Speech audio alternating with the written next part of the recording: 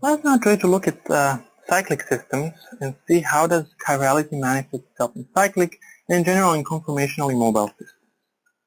If we look at an example of cis-dibromocyclohexane, shown here, we can easily construct its mirror image. And here it is. Now if we try to superimpose this mirror image with the original picture by rotating it 180 degrees around this axis, what we'll realize is that we cannot superimpose them. We'll end up with a structure like this one where this axial bromine moves to the back and they're no longer superimposable. And so this is non-superimposable. And so this molecule should therefore be chiral, right? Well, the question is, the answer is not quite that simple. So this cis-1,2-dibromocyclohexane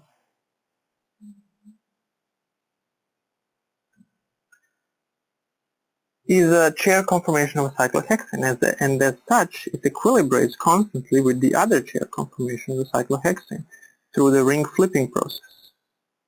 And so while we can start with the one conformation that we've drawn, what we end up with is a mixture of these two conformations. Okay? And now this conformation is exactly the same, just viewed from a different angle as the ones that we've drawn here, or in this case. Okay? And now this brings us to an important point, that if two mirror images equilibrate as they do in the case of cyclohexane, then overall molecule is achiral. And this is a very important consideration in substituted cyclohexane. An easy way to notice this relationship is to simply look at the simplest possible presentation of substituted cyclohexane, shown here. And even though this is actually wrong because it presents cyclohexane as flat, it is good enough for our purposes to identify the mirror symmetry and to allow us to establish this as achiral. The reason for this lies that even though this flat presentation does not represent cyclohexane accurately, it is an average of the two chairs that constantly equilibrate, and therefore it's good enough for these symmetry considerations. Now once we have this well understood, we can move to other conformers, so other conformationally mobile systems. So look at conformers of acyclic systems, as we did when we talked about conformations of butane. And so now we can see that we can look at conformers of butane, and we have two possible gauche conformations. So these two gauche conformations are actually mirror images of one another.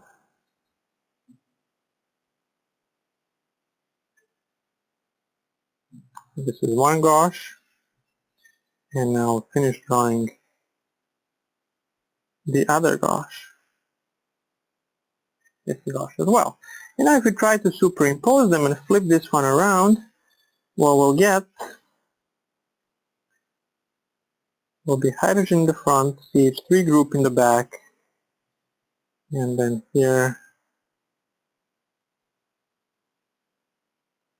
And again, we will get the situation where the original gauche conformation and this rotated mirror image are not identical. And so again, we question whether this is really chiral.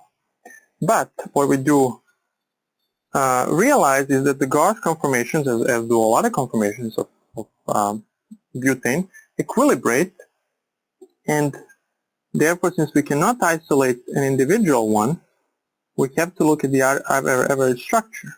And so even though we can draw Newman projections this way and have two distinct mirror images which will not be superimposable, these two will equilibrate so quickly that we will effectively not be able to isolate individual chiral structures. So these are not superimposable, but they equilibrate.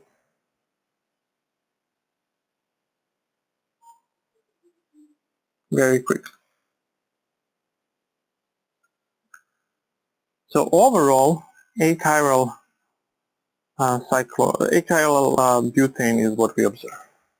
Now for molecules with conformers, so for conformationally mobile molecules,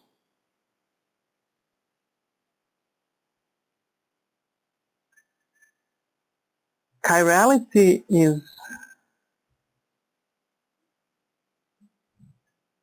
most easily analyzed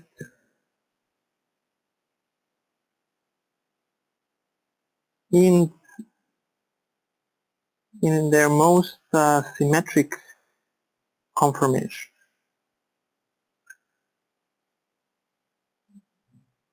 And now we have to bear in mind that the most symmetric conformation will oftentimes not be the most stable conformation.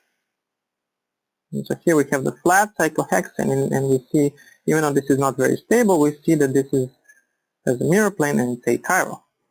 If you look at butane, its most stable conformation is actually, its most symmetric conformation is actually eclipsed, right? Because here things are exactly positioned along the symmetry elements, and so here again we can identify the symmetry plane, and so this is achiral. And even though this conformation is really not very important in terms of energy because it's so high energy, it's very important in terms of symmetry. And this also allows us to identify certain achiral molecules, certain chiral molecules. So here we cannot identify symmetry plane, so this is chiral. Or if we replace one of the hydrogens in butane with bromine to get 2-bromobutane, then we would clearly, even in the formerly most symmetric conformation, break this mirror symmetry plane, and again we would get with a chiral 2-bromobutane. So this sort of summarizes an important point that that chirality is not a static phenomenon. And so if we have two chiral structures which are of the opposite chirality but equilibrate with each other, then overall what we result is a mixture which is achiral, because chiralities of two individual non-isolable conformations cancel each other. In the next subtopic, we'll look at an interesting case of chirality in molecules which have no chiral centers but are still overall lacking the plane of symmetry and thus chiral.